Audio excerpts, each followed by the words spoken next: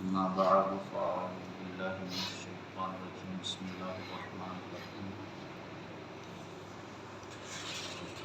آج اتوار ہے کیونکہ تو ہمارا جو روزانہ والا درس ہے وہ آج کے دن نہیں ہوا کرتا. آج کے دن ہم کچھ مسائل پر گفتگو کیا کرتے ہیں. تو پچھلی 2 اتواروں میں الحمدللہ ہم نے وضو اور غسل کے حوالے سے کچھ گفتگو کی تھی. آج انشاءاللہ ہم نماز کے حوالے سے کچھ تھوڑی گفتگو کریں گے. نماز کی فضیلت بے حد ہے کہ قرآن مجید میں جا بجا اس کا حکم ہے، اور حدیث پاک میں بھی نبی اکرم صلی اللہ تعالی وسلم نے کئی جگہ پر اس کے فضائل و برکات ارشاد فرمائے ہیں. نبی اکرم صلی اللہ علیہ وسلم نے فرمایا الصلاۃ معراج المومن، نماز مومن کی معراج ہے. معراج میں کیا ہوتا ہے؟ معراج میں اللہ کا دیدار بندے کو حاصل ہوتا ہے، بندے کی ملاقات ہوتی ہے اپنے رب کے ساتھ. اسی طرح فرمایا الصلاۃ مفتاح الجنہ، نماز جو ہے وہ جنت کی چابی ہے. بندہ کہیں جانا چاہتا ہے، کسی گھر میں داخل ہونا چاہتا ہے تو اس کی چابی اس کے پاس ہونا پہلے ضروری ہے. تو اگر کوئی بندہ جنت میں داخل ہونا چاہتا ہے تو اس کے لیے ضروری ہے کہ اس کے پاس اس کی چابی ہونی چاہیے. نماز کو جنت کی چابی فرمائے. پھر اس کو چھوڑنے کی کئی وعیدیں بھی اور عذاب بھی ارشاد فرمائے. نبی اکرم صلی اللہ علیہ وسلم نے ارشاد فرمایا جو جان بوجھ کر ایک نماز چھوڑ دیتا ہے اس کا نام جہنم کے اس دروازے پر لکھ دیا جاتا ہے جس سے وہ جہنم کے اندر داخل کیا جائے گا. استغفر اللہ. تو اس کی وعیدیں بھی بہت ہیں کہ اس کو ترک کرنے والے کو سزائیں بھی دی جائیں گی. اور حقوق اللہ میں سب سے پہلے جن کے بارے میں سوال کیا جائے گا، جس چیز کے بارے میں قیامت کے دن، وہ نماز ہی ہوگی. تو نماز جو ہے وہ فرض قرار دی گئی ہے اللہ کی طرف سے. تو جب پڑھنی ہی پڑھنی ہے نماز تو اگر اچھے طریقے سے پڑھ لیں گے، اگر کچھ مسائل سیکھ کر اور ان پر عمل کر کے پڑھیں گے تو وہ ہمارے لیے زیادہ فائدہ مند ثابت ہوگا. تو آج ہم نماز کی شرائط کے حوالے سے تھوڑی گفتگو کرتے ہیں. نماز کی ٹوٹل 6 شرطیں. شرط کہتے ہیں کہ اس کے بغیر اس شے کا پایا جانا ممکن نہ ہو. جیسے آپ اس کو سمجھ لیں کہ کوئی بھی اگر گورنمنٹ جاب ہے تو اس کے لیے انہوں نے ایک اپنی ڈگری شرط رکھی ہوتی ہے کہ یہ شرط ہے ہماری جاب میں آنے کی. تو اسی طرح اگر آپ نماز کے اندر داخل ہونا چاہتے ہیں تو اس کے لیے بھی پہلے کچھ چند شرائط، اگر وہ آپ کی شرائط پوری نہیں ہوگی تو آپ نماز میں داخل نہیں ہو سکتے، آپ کی نماز ہی شروع نہیں ہوگی. تو 6 شرطیں ہیں ٹوٹل نماز کی. سب سے پہلی شرط جو ہے وہ بیان کی گئی ہے وہ ہے طہارت. طہارت کے اندر 3 چیزیں آ جاتی ہیں. طہارت کے اندر وہ نماز پڑھنے والے کا بدن، اس کا جسم اور اس کے کپڑے، اور جس جگہ اس نے نماز پڑھنی ہے اس جگہ، ان 3 چیزوں کا پاک ہونا ضروری ہے. اگر کسی ایک پر بھی نجاست لگی ہوئی ہے یعنی گندگی لگی ہوئی ہے تو اس کی نماز شروع ہی نہیں ہوتی. ایک تو ہے کہ نماز کے اندر داخل ہو شروع ہو جائے، یہ چونکہ شرط ہے تو شرط کا اس چیز سے پہلے پایا جانا ضروری ہے. تو طہارت کے اندر اس کا جسم، اس کے کپڑے اور وہ جگہ جہاں اس نے نماز پڑھنی ہے، یہ 3 چیزیں پاک ہونا ضروری ہیں. اگر ایک میں بھی کوئی نجاست یا گندگی ہوگی تو اس کی نماز بھی شروع نہیں ہوگی. اچھا، دوسری شرط جو ہے وہ اس میں استقبال قبلہ یعنی قبلے کی جانب منہ کرنا، یہ بھی ضروری ہے نماز کے لیے. اگر کوئی قبلے کی جانب سے منہ ہٹ کر نماز پڑھے گا تو اس کی نماز نہیں ہوگی، چاہے وہ کسی دوسری جانب کہتے ہی بھی جانب ہٹ جائے، چاہے وہ بیت المقدس کی طرف منہ کر لے، لیکن اس کی نماز نہیں ہوگی کیونکہ ہمارا قبلہ جو ہے وہ کعبۃ اللہ شریف ہے، تو اسی کی طرف منہ کر کے نماز پڑھنا لازمی ہے. تیسری شرط ہے اس کے اندر ستر عورت یعنی کپڑے پہننا، جیسے اپنے جسم کو چھپانا. ستر عورت مانے اپنے جسم کو چھپانا. جو بندے پر لازمی حصہ ہے چھپانے کا اس کے جسم کا، وہ ناک کے نیچے سے لے کر گھٹنوں سمیت یہ حصہ آدمی پر لازمی ہے کہ وہ اپنا چھپائے رکھے. آج کل ہمارے ہاں وہ نکریں ٹائپ اس طرح کے جو ہے نا وہ پہننے کا رواج ہے، جو جوان لوگ ہیں وہ اس طرح پہنتے ہیں کہ ان کے گھٹنے ظاہر ہو رہے ہوتے ہیں، اس طرح کے پاجامے وغیرہ پہنے ہوتے ہیں، تو ان پاجاموں وغیرہ میں نماز ان کی نہیں ہوتی، کیونکہ ان کا جو ستر ہے، جو ان کا جسم کا حصہ چھپانا لازمی ہے، وہ نظر آ رہا ہوتا ہے، اور یہ چونکہ شرط ہے، شرط ہی نہیں پائی گئی تو پھر نماز نہیں ہوتی۔ تو جو چھپانا لازمی ہے حصہ وہ ناف کے نیچے سے لے کر گھٹنوں سمیت، اگر کسی کے گھٹنے ظاہر ہو رہے ہیں تو بھی اس کی نماز نہیں ہوگی۔ 3 ہو گئی جی۔ چوتھی شرط ہے اس کے اندر وقت، یعنی کہ جو نماز پڑھنی ہے اس کا وقت پایا جانا ضروری ہے۔ اگر کسی نے عصر پڑھنی ہے تو عصر کے وقت میں ہی پڑھے گا، اور اگر کسی نے ظہر پڑھنی ہے تو ظہر کے وقت میں پڑھے گا، یہ نہیں کہ ظہر کے وقت میں عصر پڑھ لے اور عصر کے وقت میں ظہر پڑھ لے۔ یہ وقت جو ہے یہ بھی نماز کے لیے شرط ہے۔ 5ویں چیز ہے نیت کرنا۔ جو نماز پڑھنی ہے اس کی نیت بھی لازمی ہے۔ نیت دل کے ارادے کو کہتے ہیں۔ دل کے اندر اگر موجود ہے کہ میں یہ والی نماز پڑھ رہا ہوں، یعنی عصر کی نماز لگا لیں یا فجر پڑھ رہا ہوں، دل کے اندر موجود ہے، تو زبان سے اگر وہ نہ بھی کہے تو اس کو یہ نیت اس کی کافی ہو جائے گی، دل کے اندر ہی۔ زبان سے کہہ لینا بس بہتر ہے۔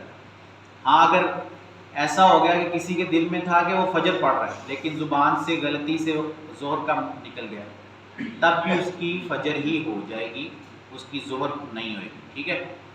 تو نیت جو ہے یہ بھی نماز کے اندر شرط ہے۔ 6ٹھی شرط ہے تکبیر تحریمہ، یعنی جو سب سے پہلی تکبیر اللہ اکبر کہی جاتی ہے، یہ بھی نماز کی شرائط میں ہے۔ یہ نماز کی شرائط اور فرائض دونوں کے اندر شامل ہے، یعنی تکبیر تحریمہ جو ہے یہ نماز کی شرط بھی ہے اور نماز کا ایک فرض بھی ہے۔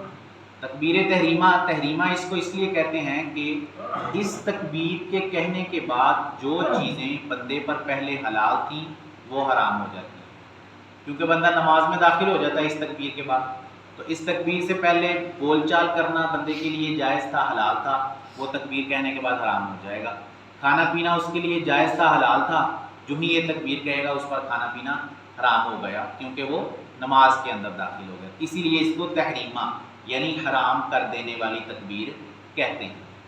تکبیر کے لیے اللہ اکبر کے الفاظ یا اللہ اعظم یعنی تعظیم کے جتنے بھی الفاظ اللہ کے لیے، وہ اگر ان میں سے کوئی ایک استعمال کرتا ہے تو اس کی نماز تو شروع ہو جائے گی، لیکن یہ تبدیلی کرنا جو ہے یہ مکروہ ہے۔ یعنی کوئی اگر اللہ اکبر کی جگہ اللہ اعظم کہہ دیتا ہے، اللہ عظیم کہہ دیتا ہے، اللہ کبیر کہہ دیتا ہے، نماز اس کی شروع ہو جائے گی، لیکن اس نے یہ جو تبدیلی کی ہے یہ مکروہ ہے، نماز اس کی شروع ہو گئی۔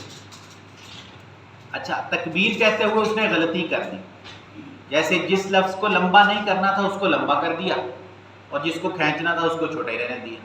جیسے اللہ اکبر میں اس نے الف کو اللہ پڑھ دیا تو اس کی نماز ہی شروع نہیں ہوئی۔ اکبر کہنے کی بجائے اس نے اکبار کہہ دیا، جس طرح وہ لمبی کھینچ رہا ہے آواز کو، تو کھینچتا کھینچتا اس نے اکبر کہنے کی بجائے اکبار کہہ دیا، تو اس طرح بھی اس کی نماز شروع نہیں ہوگی۔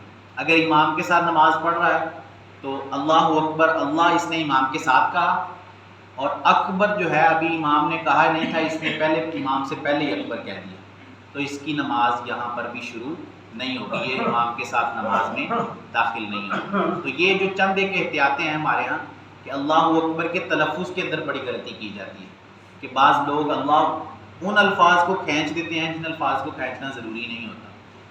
اب الف جو ہے شروع والا، اس پر زبر ہے، زبر کو ہلکا سا ہی کھینچتے ہیں، اتنا لمبا نہیں کھینچتے کہ وہ الف تک ہی پہنچ جائے، ٹھیک ہے۔ اور اسی طرح اکبر کے اندر با پر بھی زبر ہی لگی ہوئی ہے، اس کو بھی اتنا لمبا نہیں کھینچنا کہ اس کا مطلب ہی تبدیل ہو جائے۔ اس کے بارے میں مسئلہ ہماری کتابوں میں لکھا ہوا ہے کہ اگر جان بوجھ کر یعنی مطلب سمجھ کر اس کے غلط معانی کو سمجھ کر جان بوجھ کر اس طرح پڑھے گا تو وہ کافر ہو جائے گا۔ اگر اللہ اکبر ایک تو ہے کہ غلطی سے پڑھ رہا ہے، اس کو پتہ ہی نہیں کہ اس کا مطلب بدل گیا ہے یا اس کا مطلب خراب ہو جائے گا اس طرح پڑھنے سے، تو اس سے صرف اس کی نماز شروع نہیں ہوگی۔ لیکن اگر وہ جان بوجھ کر اس کے معنی و مطلب کو سمجھ کر پھر بھی غلط پڑھتا ہے تو اس سے وہ کافر ہو جائے گا۔ تو یہ ٹوٹل 6 شرطیں ہیں نماز کی، میرے ساتھ دہرا لیں تاکہ یہ اچھی طریقے سے ذہن میں بیٹھ جائیں۔ سب سے پہلی شرط ہے جی طہارت۔ کیا شرط ہے؟ طہارت۔ طہارت کے اندر تینوں چیزیں آ جاتی ہیں، کپڑا، بدن اور جگہ، یہ تینوں چیزیں ان کا پاک ہونا ضروری ہے۔ دوسری شرط ہے استقبال قبلہ، یعنی قبلے کی جانب منہ کرنا۔ کیا شرط ہے دوسری؟ قبلے کی طرف منہ کرنا۔ تیسری شرط ہے ستر عورت۔ ستر عورت مانے اپنے بدن کو چھپانا۔ اپنے بدن کو چھپانا اس کا لازمی حصہ جو میں نے بیان کیا وہ کیا ہے جی؟ ناف کے نیچے سے لے کر گھٹنوں سمیت یہ حصہ چھپانا لازمی ہے۔ اگر کسی کے گھٹنے نظر آ رہے ہیں تو اس کی نماز نہیں ہوئے گی۔ چوتھی شرط ہے وقت۔ چوتھی شرط کیا ہے جی؟ وقت۔ جو نماز پڑھنی ہے اس کا وقت بھی پایا جانا ضروری ہے، اس کے بغیر وہ نماز ادا نہیں ہوگی بلکہ قضا ہی کرے گا اس نماز کو۔ پانچویں شرط کیا ہے جی؟ نیت۔ کیا شرط ہے پانچویں؟ نیت۔ جو نماز پڑھنی ہے اس کی نیت کرنا بھی ضروری ہے۔ نیت دل کے ارادے کو کہتے ہیں، دل کے اندر نماز کا ارادہ موجود ہو کہ میں فلاں نماز پڑھ رہا ہوں، اگر منہ سے نہ بھی کہے تو اس کی نماز ہو جائے گی۔ اور چھٹی شرط ہے تکبیر تحریمہ، یعنی جو سب سے پہلی تکبیر نماز شروع کرنے کے لیے کہتے ہیں۔ کون سی چھٹی شرط ہے جی؟ تکبیر تحریمہ۔ تحریمہ اس کو اس لیے کہتے ہیں کیونکہ اس سے پہلے جو چیزیں حلال تھیں وہ یہ تکبیر کہنے کے بعد حرام ہو جائیں گی۔ اللہ عز و جل سے دعا ہے کہ اللہ عز و جل ہمیں فقہی معاملات کو، دینی معاملات کو، شرعی معاملات کو اچھے طریقے سے سمجھنے کی توفیق بخشے۔ اس کے بارے میں اگر آپ کو کوئی سوال ہو تو وہ آپ پوچھ سکتے ہیں، ورنہ انشاءاللہ پھر ہم اگلے اتوار نماز کے فرائض کے حوالے سے کچھ گفتگو کرنے کی کوشش کریں گے۔ جی اگر ہے سوال کوئی تو آپ پوچھ سکتے ہیں اس بارے میں۔ الصلاۃ والسلام علیک یا رسول اللہ، الصلاۃ والسلام علیک یا حبیب اللہ، الصلاۃ والسلام علیک یا نبی اللہ، وعلی آلک واصحابک یا صلی اللہ علیہ وسلم۔ آمین۔ یا الہی عز و جل نماز فجر ادا کرنا، درس کرنا، اس کو اپنی بارگاہ میں قبول فرما۔ آمین۔ درس کی غلطیاں، نماز کی غلطیاں اور ہمارے گناہ معاف فرما۔ آمین۔ ہم سب کی، ہمارے والدین کی اور نبی اکرم صلی اللہ علیہ وسلم کی ساری امت کی بخشش فرما۔ ہمارے کریم عز و جل ہمیں شرعی معاملات کو، دینی معاملات کو سیکھنے اور اس پر عمل کرنے اور دوسروں تک پہنچانے کی توفیق عطا فرما۔ آمین۔ مالک کریم عز و جل سب بیماروں کو شفائیں عطا فرما، سب پریشان حالوں کی پریشانیاں دور فرما۔ سبحان ربک رب العزت عما یصفون وسلام علی المرسلین والحمد للہ رب العالمین۔ آمین۔ صلی اللہ تعالی علی حبیبہ سیدنا و مولانا محمد وعلی آلہ وصحبہ اجمعین برحمتک یا ارحم الراحمین۔